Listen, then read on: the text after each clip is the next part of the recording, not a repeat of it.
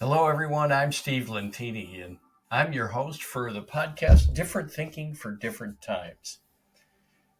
And what I like to talk about for those that have been listening is our job in life is to overcome all our small minded thinking, our judgments, even listening to that brain that we can let it run us or we can run it.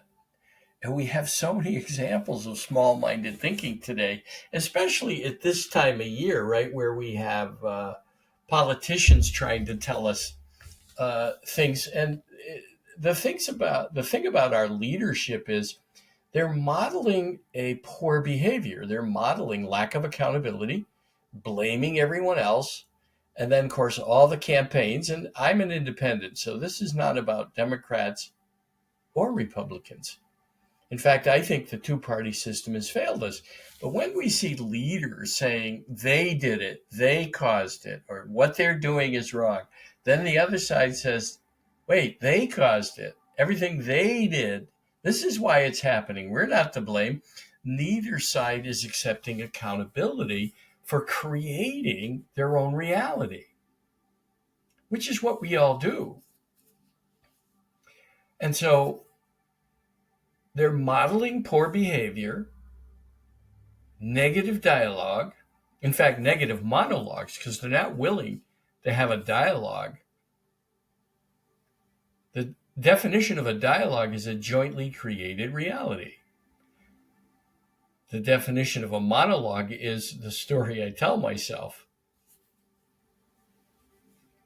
So the two-party system has failed us, and we need more parties, because what's happened is the population's so large, the founding fathers couldn't have envisioned this, that two sides of the country's divided into one side or the other. And you're either on the right side or the wrong side, depending on who's doing the talking. In fact, lately, one party has been making so many hundreds, 75 million people wrong because they belong to another side. And it's actually an elitist view. Right? That means that they think they know better. I wrote a book a few years ago called You May Be Full of Shit If. I could bring it over. I don't know if I have one here, but you may be full of shit if. And then when Amazon wouldn't advertise it, the next weekend I wrote, You might be full of number two. After all, we know better, the woke edition. And in each of the books, either of those books, I make no one wrong. What I make wrong is that kind of thinking, small-minded. And we're not modeling the energy that created a universe. I don't care what you call it. I don't. I have a story about that because I had a near-death experience 21 and a half years ago. It'll be 22 years. It's over 21 and a half years ago. November 18th, it'll be 22 years. And when I left my body for what's next, that's what I call it, I was in intensive care. What I can tell you is none of this little thinking, this acorn brain, you can see my logo, the acorn brain, none of this small-minded thinking went with me. It doesn't reside in the infinite. For me, I call it God. You can call it anything you want. It didn't have a name. God, the goddess, the divine, the Abraham, the Christ consciousness, the Mohammed consciousness. What's fascinating is it's all one. I felt like a drop in the infinite, like a drop in the ocean, like a drop of water in the ocean. I was a drop in the infinite. And there was only the now. There was no past or future. And only the good I had done flashed before me in my life review. I had never realized that I had touched so many lives because I was stuck mired in past regrets or wanting something else in the future and missing that there's only the now. There's only right now. I have a stool back there that you can see because I invite the infinite. In fact, it's never absent, whatever you call it. It's always with you. But it's that small minded thinker in our head that has us worrying about things, anxious and stressed, instead of being in the moment looking for the gift and working to overcome small minded thinking. Now, it's made more difficult today by our leaders. And it doesn't matter whether it's religious leaders, doesn't matter the religion, all making each other wrong. And I know in the Gospels it said that Christ said, there are many rooms in my Father's house. Yeah, many rooms for everybody. We're the ones that are focused on smallness, that our faith is right and everyone else is wrong, that our political party is right and everyone else is wrong, that our boss is wrong and I'm right, that our neighbor is wrong and I'm right, that members of my family are wrong and I'm right. All small-minded thinking, and that's our job to overcome it and do good. The reason I believe that no sins were mentioned, or mistakes as I call them, because sin is a man-made construct by religions. Because people want to carry around hurts forever and get vengeance. They want to kill people who disagree or make sure they're harmed in some way. Imagine what created the energy that created a universe thinking so small-minded. It's not what I experienced. And I'm only saying this in my experience. I'm not trying to convince you of anything. But when you do good, which is all that flashed before me in my life review, when you do good, how do you feel? And when you make mistakes and you linger in the past with regret, who's there with you? No one, only you. And the purpose of our mistakes, or sins, like religions like to call them, the purpose of our mistakes is for us to learn and grow. And some people, including me, have done certain things that they regret for 2 or 3 times and then finally get over it and realize, wait a minute, this is repeating because I'm resisting the lesson. Many masters over the ages, I wrote about them, many of them saying similar things in my book, Sage Advice, Wisdom for Living Throughout the Ages. And what I found in the thread of all those sages is their advice was to help us overcome all those small-minded thoughts. That these masters that I listed in that book were working on overcoming themselves and then gave people advice about how to do it. And the mistakes we make, the places we fall, are for us to learn and grow. And if they repeat, so what? You'll keep doing it until you get a big wake-up call, like I got on November 13th, 2002. And then 5 days later, while in intensive care, I flatlined with 2 friends at the end of my bed. 1 second in this world, the next second, what's next? I was in what's next, the next world, the infinite. No past or future, amazing light, grace, mercy. And these words do not do it justice. Amazing love, unconditional love. But again, human words can't even begin to describe what I experienced, which gave me my purpose in life, because none of that small-minded thinking was with me until I was back in my body a few hours later.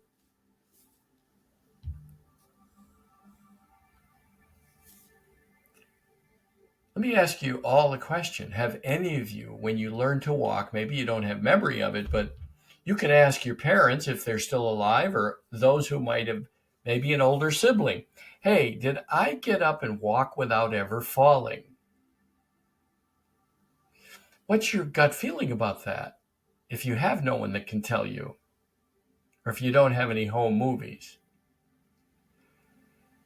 you got up, you learned how to walk, you fell, you got up, you learned, took a few more steps, you fell, you got up. That's life. That's life. And the creative life force, the infinite life force that created this miracle we live in, we're here in this experience to fall and get up and learn and grow. What if you never fell in life? Hey, listen, for walking, it would have been great, something to brag about. I got up and walked and never ran. Never fell. I can tell you that that's why we're here. In my experience, that's why we're here. None of the places I fell in life were mentioned in my life review. Now, I have always believed in a very forgiving and loving presence. I called it God. I was going to be a Catholic priest until I met a young lady when I was 17 on the school bus, and she was 16. Then I knew I wouldn't be a Catholic priest. But that pause was a gift. Because I did say to God, well, if I'm not going to be a priest, which, by the way, that decision saved me a lot of heartache and turmoil. I decided to do research on other faiths and other religions and kept asking, what is mine to do here? What's my purpose? And it took until I was 50, I'm embarrassed to say, combined with all the research, all the work I did, and then getting whacked with a 2x4. 1 second, I was doing what I thought was my purpose, a sales training for a license I had purchased, like a franchise. I owned the license for an area for a national sales training program, and it was my own business. I thought that was my work, and it wasn't. Life gave me a 2x4 and hit me with it, because 1 second I was fine, and the next second I needed an ambulance. It felt like I had been knifed in the side, right about here, under the rib cage, or shot. All I know is I said to my assistant, I need an ambulance. Now the thing was, I was grateful while waiting for the ambulance. I had been studying the power of gratitude and the resonating message that exists through all faiths, by the way. Some don't want to hear this because they believe their faith is right or their way is right. That's small-minded thinking. I was grateful. I knew or felt a divine presence as I reflect on it now and a few years after the experience. But initially, I was grateful because people were asking me while waiting for the ambulance, Steve, how you doing? I said, I'm grateful. I don't know how my body's doing, and I'm grateful. I was asked the same question by the EMTs when they arrived. And when I gave them the same answer, their faces scrunched up because people in this world are so focused on the physical existence and afraid of leaving it. They're afraid because they have no belief in what's next. Or if they do, they still don't want to leave until they're ready. Oh, such small-minded thinking. So when they asked me, all right, how you doing? I said, I don't know how my body's doing. I gave them the same answer, and I'm grateful. Their faces got so scrunched up because gratitude was not an everyday experience for them, which is okay. That's how they learn it, by running into people who are grateful for everything, or maybe grateful in something while it's uncomfortable, until you can be grateful for it. So in intensive care, 5 days later, I flatlined, as I told you, 2 friends at the end of my bed. 1 second in this physical existence, the next I was in what's next. And it's way beyond any words that describe it. But I believe I experienced what I experienced in what's next because I had never believed in a vengeful God. That always felt very odd to me. And it sounded like humans. So you could read the verses in the holy books where you can hear God's inspiration. And then you can see where it goes human, because if it's small-minded, it didn't come from what created a universe. It didn't come from that life force. God, the goddess, the divine, the Abraham, the Christ, the Mohammed. If you study what they wrote and what other prophets said, reported what they said, you can read where people get into the human small-minded thought, and vengeance is mine, and he held up his staff and he wiped out everybody. Okay. That's small-minded. And the reason I believe that only good flashed before me is that we don't realize the good we do, because even the people I smiled at flashed before me. People I bought sandwiches for, gave money to, helped with their groceries, or helped bring them, walk them across the street, or help them move. Family and friends I had helped. And of course, I felt their loving presence. But I felt the presence of an infinite creator that wants us here, this evolution that came with trillions of life forms. If you count all the plants, everything in the sea, every little bug, all the things we can't see, too small for us to see. And perhaps, as Lisa Randall, the physicist, suggests, there are things so big, so large we cannot see them. Which makes sense, right? If there are things so small we cannot see them, perhaps there are things so large we cannot see them. That infinite life force that created an infinite universe as well, right? Because we think we're it. We have the hubris to think we're all it. Here's the globe painted on a marble, which I keep next to me, to remind me of how tiny we are in a universe.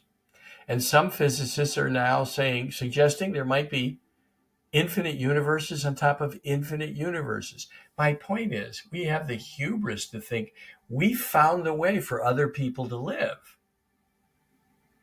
And that's how they should live, the way we do. Don't they get it?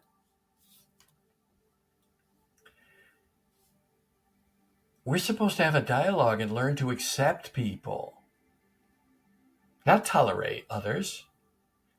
And when we go around thinking, hey, we're right, and that makes them wrong, and don't they get it, we're living in a small-minded universe.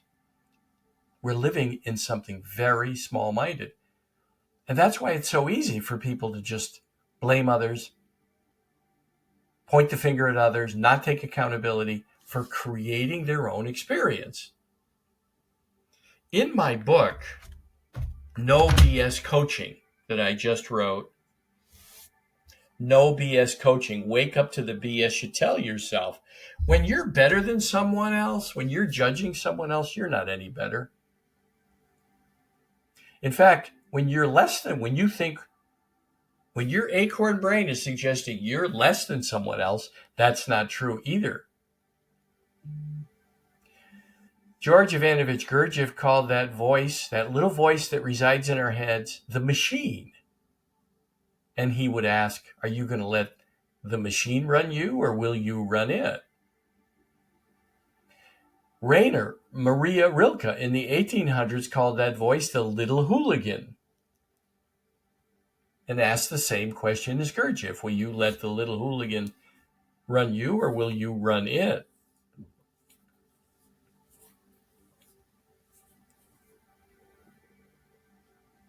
It's just a thought. Are you willing to have a dialogue? Are you willing to just say, I have my life to manage, let everyone else believe what they think? Now, if you believe there's an egregious error in your society, then stand up for it. Do something about it. Like Rosa Parks, Martin Luther King, Gandhi, and many, many others. Imagine if they didn't speak up. That's why I'm doing what I'm doing, that we need to overcome small-minded thinking. We could even do with an overhaul of our political system in the U.S. I think the two-party system has failed us. I think we need 4 or 5, maybe as many as there are baseball teams, or whatever your favorite sport is, soccer teams, football, hockey, basketball. I don't care what you pick. We need more parties so that our government runs by having a dialogue. If it sounds like a parliamentary style, that's not my intention. Even if we had 4 or 5 candidates for president, for Congress, instead of 2, for Senate. And I believe we need term limits because people get into these long-term positions in the Senate and in Congress, and then they think they know it all. And wow, have we had many leaders on both sides in the Senate and in Congress who get up, they've been there for years, and they just continue to make everyone else around them wrong. And they all tell lies. They both do. There is no elite party. There is no party with the moral high ground anymore. But what I'm concerned about is you carrying a moral high ground, walking around and even trying to convince others, or angry with a dialogue in your head that someone doesn't believe the way you do. That could be your wife or your husband or your children. It could be your boss. It's a BS story. If you've got something to do in this world, you have a purpose, then speak about it and talk about it and be willing to have a dialogue. I have guests on my podcast, on this podcast, Different Thinking for Different Times, and I'm looking for people to be my guests. And I have a few more upcoming, and I've been a guest on people's podcasts.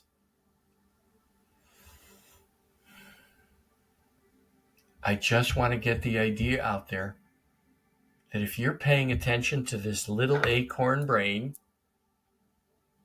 if you're paying attention to that and letting it run you, you are limiting what's possible in your life.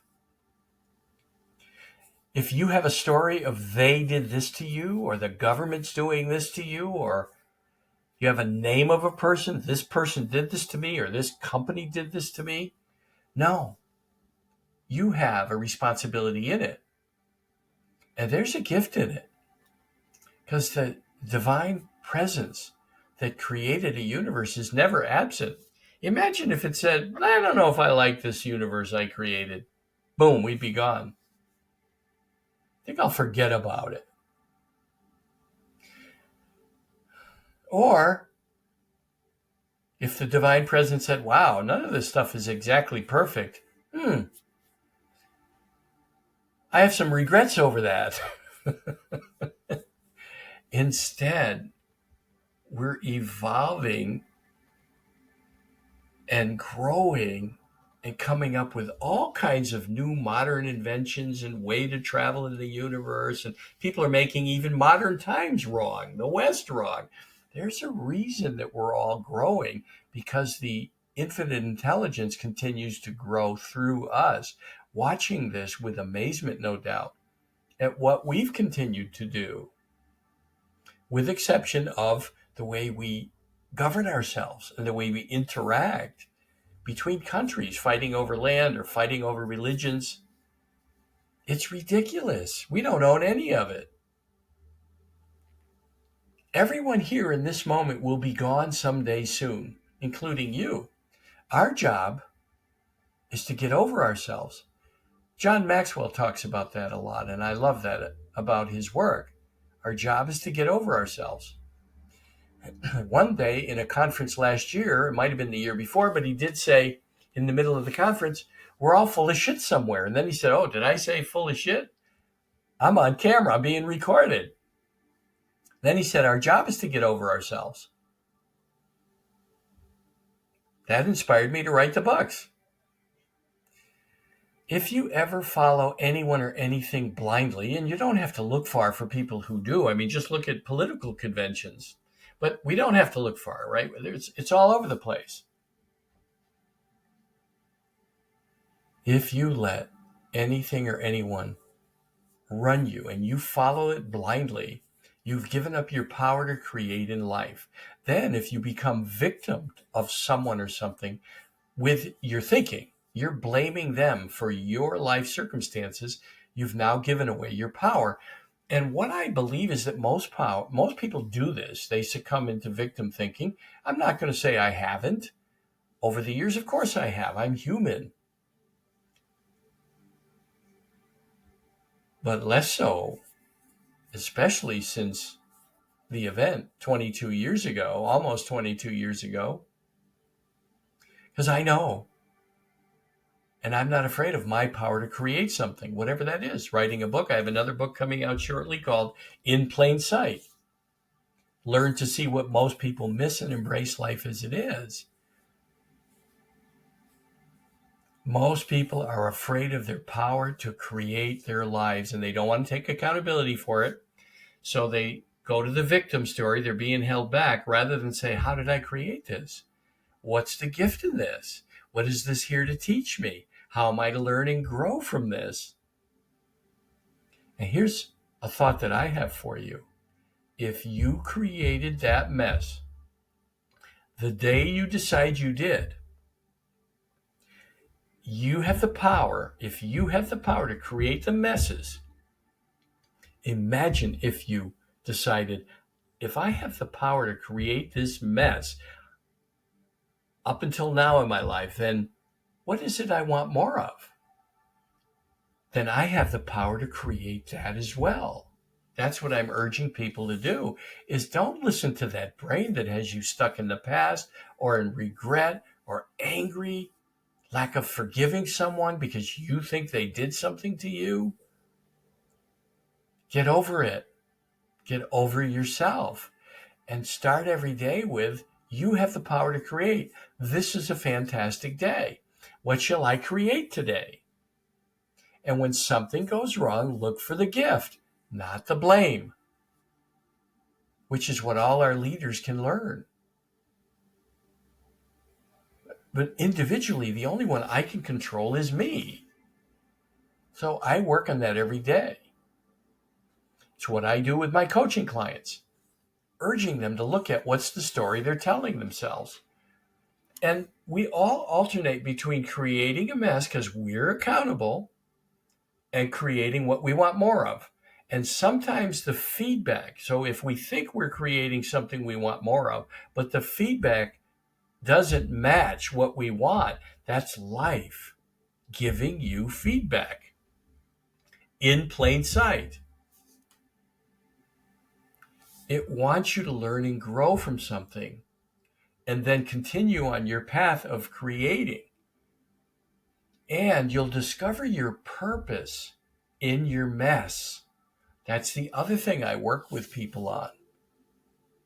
In your mess is your purpose. Because just as manure is fertilizer for crops, and the earth has a way of processing all kinds of crap from all different kinds of animals, because we all crap. It's a metaphor for our lives. The mess you made, the crap-filled part of your life was fertilizer, moving you, urging you to grow and discover your power. In your mess could be your power. You might be abused, as I was as a child. So there you talk about it. You might be abused as a spouse, whether emotionally or physically. So there you talk about it and start teaching other people how to get out of it, how you got out of it, what the mess felt like. It could be that you were abused and bullied in school, or teachers. You have a story about teachers that didn't encourage you and lift you up and didn't teach very well. Maybe that's your purpose, is to teach teachers how to have a better environment in their classroom. I have a friend he's a very smart guy, Dr. John Brown. He's got a PhD, just wrote a new book, The Use of Force in Teaching, Teaching Adolescents in the 21st Century. His thought process about teaching came from his mess, his vulnerability. He talks about it, and he talks about what led him to change his method of teaching and how it worked and what he learned and the relationships he developed and saw students prosper. And now he's teaching that to teachers. He's teaching that to teachers at UMass and Amherst. He's teaching a master's program for teachers.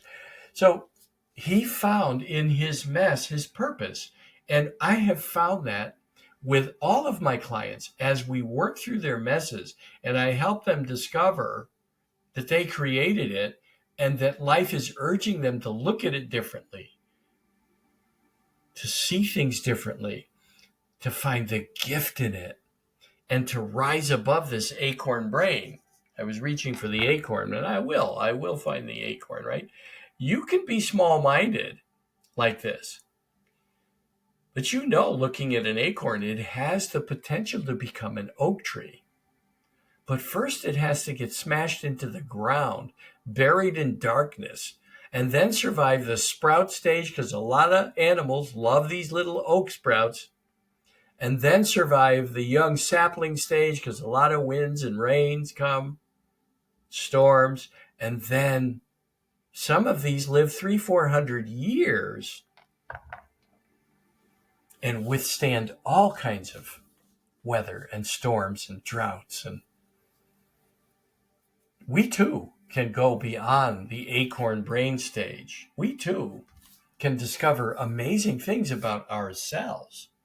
But this is for each person individually. If this podcast has reached you, this is life urging you to change your mind and get growing.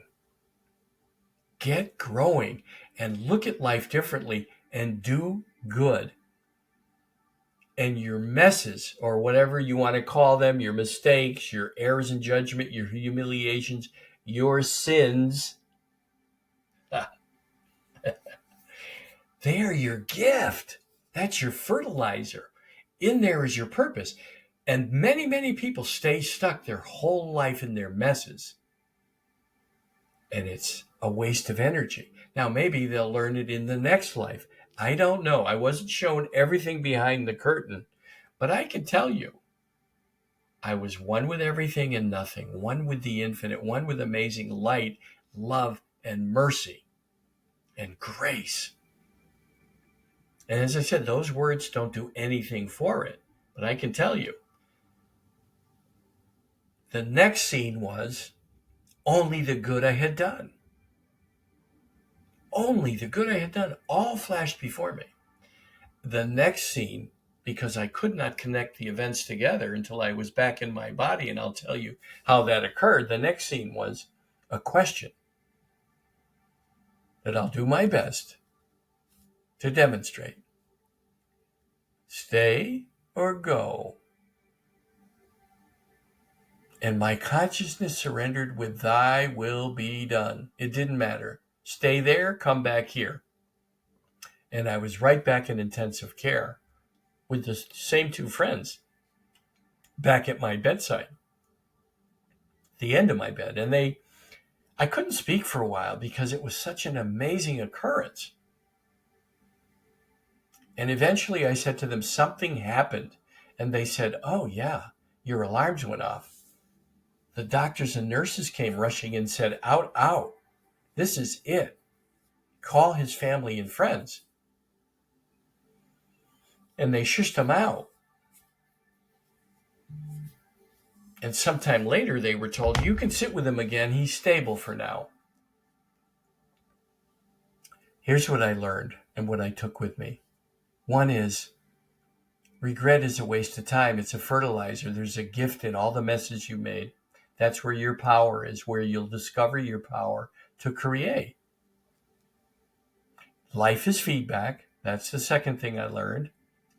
What we put out, we get feedback on from life, urging us to look at what's the gift. How can I learn and grow? Embrace life as it is. There's only the now, because there was no past and future. I actually call my time with the infinite the now on steroids. Only the now.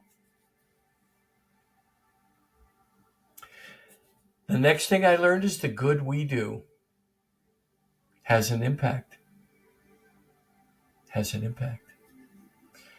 The last thing I learned is loved so unconditionally is that my job here is to love someone and as many people as I can, as much as I'm loved.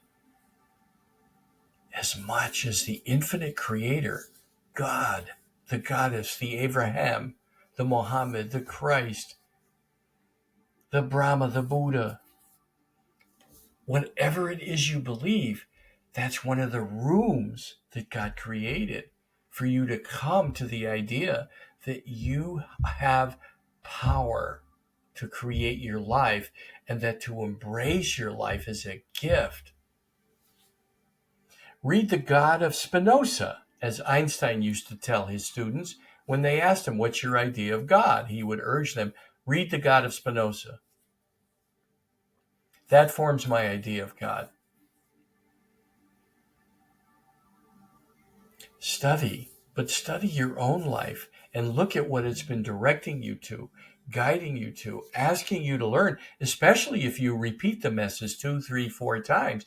That's what a lot of sages over the years have said. What you resist persists. It keeps showing up because the gift is life's going to keep giving it to you until you get it.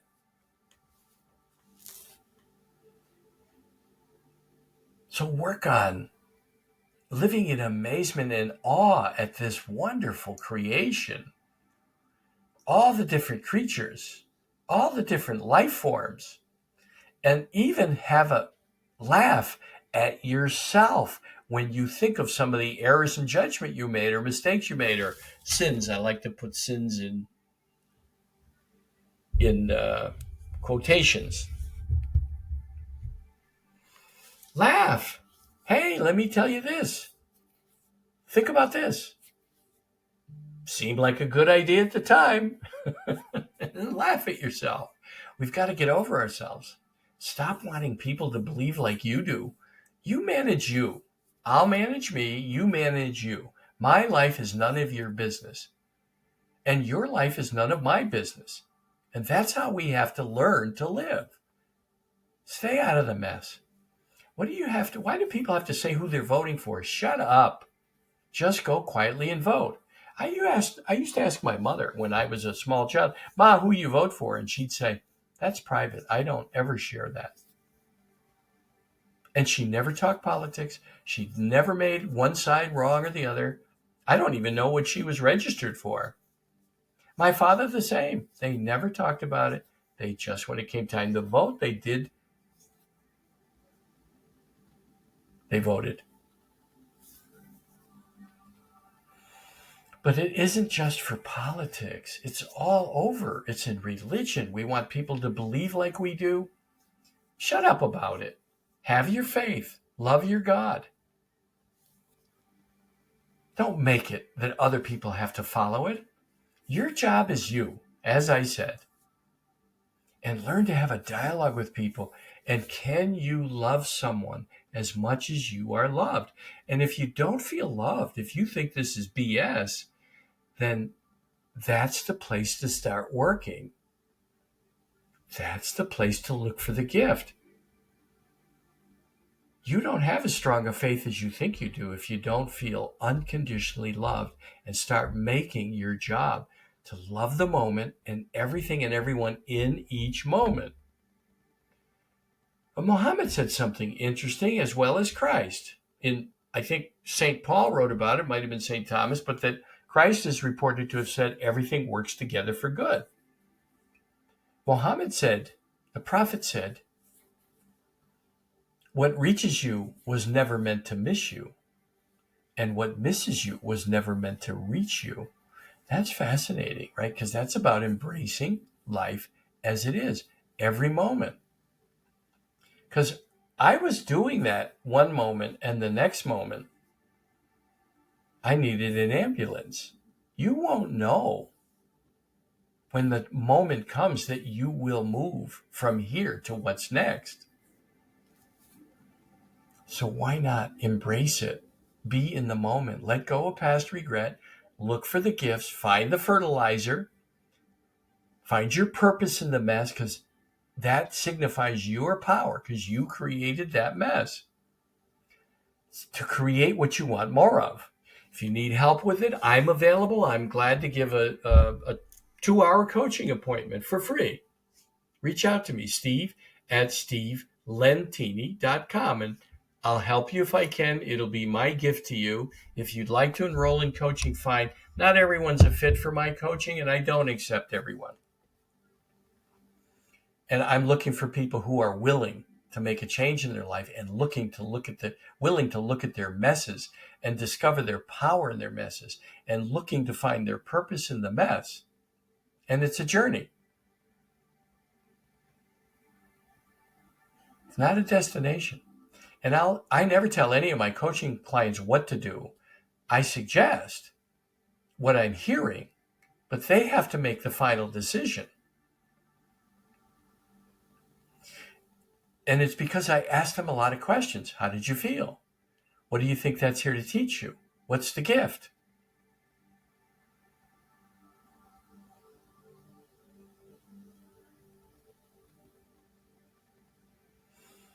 You can tell yourself a BS story about why your life doesn't work, what anyone did to you, what your parents did to you, what your boss did to you, what your teachers did to you, what your spouses did to you. They're doing things for you. It's all for you. You can find the gift. If you need help, steve@stevelentini.com. I'll show you the book because that gives you the spelling. It's simple. My email is steve@stevelentini.com. You see it spelled there. Reach out to me. If you want to be a guest on the show, reach out to me. You want to challenge me, that's fine. We'll have a debate and mostly a dialogue. I'm not going to make you wrong. I'm going to consider all viewpoints and ask that you consider mine, because it's all based on my experience. And I'm not urging you to change anything you don't want to. If you like your life the way it is, if it's not working and you love it, fine. If it's not working and you don't love it, okay, there's some things here to look at. Discover your power to create. Don't be afraid of it. It's going to make the world a better place if we all discover our power to create. Have a great week. Talk to you next week. I will have a guest, I think, before the end of October. And you'll hear from me in the meantime. All right. This is Season 5, Episode 23. Thank you.